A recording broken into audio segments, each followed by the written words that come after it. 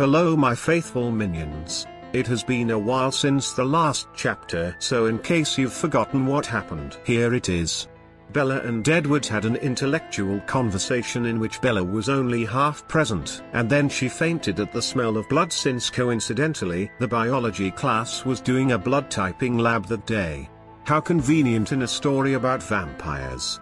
She went to the nurse and Edward drove her home, serenaded by the sounds of Claude Debussy. She gets ready for a trip to the beach. That was pretty much it. In this chapter, Bella goes to the beach and meets Jacob Black and he tells her a scary story. Gee Mrs. Meyer, I wonder where on earth you got the idea for the name of this chapter? Anyway, he tells her about the Quilek belief that the Cullens are vampires. As if I needed a chapter to reiterate a fact that I already knew because it was in the description on the back of the goddamn book, and like any normal person, I read that first. It's just a shame that dear narrator is so slow on the uptake, because we have to read about her slow revelation of the truth about the star of her wet dreams. Son of a bitch. Anyway, that about sums up the chapter, but if you'd enjoy seeing me throw a shit fit, by all means, continue watching this video. As I sat in my room trying to concentrate on the third act of Macbeth, I was listening for my truck. I would have thought, even over the pounding rain, I could have heard the engines roar.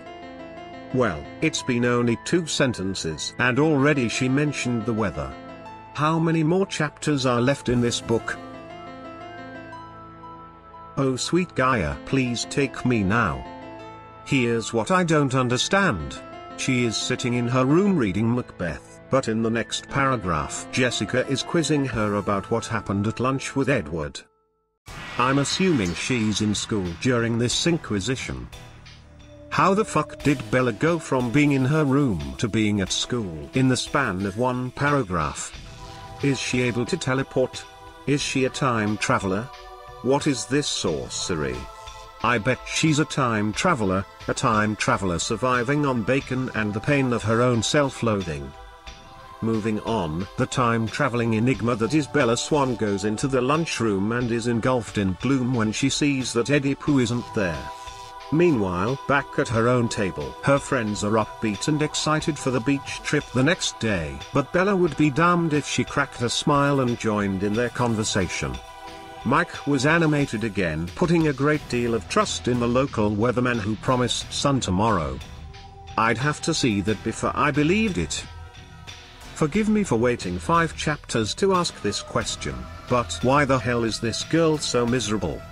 Did somebody not hug her enough when she was little? Clearly someone beat her as a child. There's no way someone can be so miserable having been brought up in a loving household. So what in God's name happened to this girl to make her such a sad sack of shit? But perhaps this is the main reason she is so attracted to Edward. At the beginning of the book, Bella says that she'd had to grow up quickly and that she'd been the one to take care of her mom, rather than the other way around. She describes herself as a 30-year-old in a 17-year-old's body. Perhaps because her parents never gave her the time of day when she was little, because they're irresponsible and don't care about their daughter half as much as they should because they're shit characters too. Bella has an unrecognized need to be parented. Being the mama's boy that I am, I know these things, trust me. This bitch at least knows her parents. She has nothing to complain about. However, it is clear that her mom doesn't care enough about her daughter to make her stay with her. She'd rather be off with her much younger boyfriend. And her dad, well, how many times has he made an appearance in this story? Exactly my point. I'm getting a little ahead of the plot here, but in the absence of the affection Bella so desperately sought from her parents when she was a child, she latches onto Edward because even though he is a controlling psychopath, he at least gives her some kind of affection, though messed up it may be. He treats her as the child she never got to be because she was forced to live on her own for most of her life, and in effect she never really has to grow up because he will always be there to protect her like a hovering mom. She enjoys this attention because it makes up for her not having the normal childhood she deserved. Therefore, she spends the rest of the series trying to convince Edward to let her become a vampire so she can be that same child forever and ever and never have to die. Kind of like what happened to Michael Jackson. Except he did die, and people still like him. Either that or this book is just a product of Mormon propaganda which promotes marriage at a young age and the idea that the man must dominate the woman in every aspect of life and that all she is good for is providing offspring. Anyway, so in the next couple paragraphs Bella time travels again to later that night. Except that this time there is a break in the text to signify the passing of time. She talks with her dad about the beach trip over dinner and he sounds excited. Bella thinks he feels guilty for leaving her alone on the weekends, but she doesn't want him to feel inconvenienced by breaking his habits now that she's there. Except that she's his daughter and he should break his habits because he's responsible for her now. Bella, you are a shit character. Just shut the fuck up with your senseless brain vomit. Bella brings up the fact that some kids from school, meaning the Cullens, but she didn't say that, were going camping in Goat Rocks. He tells her it's not a great place for camping because of all the bears. She plays it off all cool and then one sentence later she is waking up in bed. Bella is this sad, pathetic generation's Marty McFly. Wait, what the fuck am I saying? Even with Parkinson's, Marty McFly wins against that skinny bitch any day. Blah blah weather, blah blah Mike's parents' sporting goods store. Who really gives a shit? So anyway, there's some more pointless descriptions of the car ride with her supposed friends and more aimless meandering through simple-minded chit-chat until finally they arrive at the beach. Then there is more description of the beach itself. I do believe Ms. Meyer is unfamiliar with the phrase show don't tell. If she were a real writer she would follow that convention. But she doesn't, and it makes for some extremely dull reading. So, moving on, the children play with fire and Bella goes on an extremely boring nature hike. She regales us with tales about how she has always been so clumsy that her father used to worry about her falling into and drowning in tide pools. Okay, even for a 5-year-old I'd have to say that's a bit pathetic. The bouquets of brilliant anemones undulated ceaselessly in the invisible current, twisted shells scurried about the edges, obscuring the crabs within them. Starfish stuck motionless to the rocks and each other, while one small black eel with white racing stripes wove through the bright green weeds, waiting for the sea to return. First of all, this is a run-on sentence and is frightening to even look at.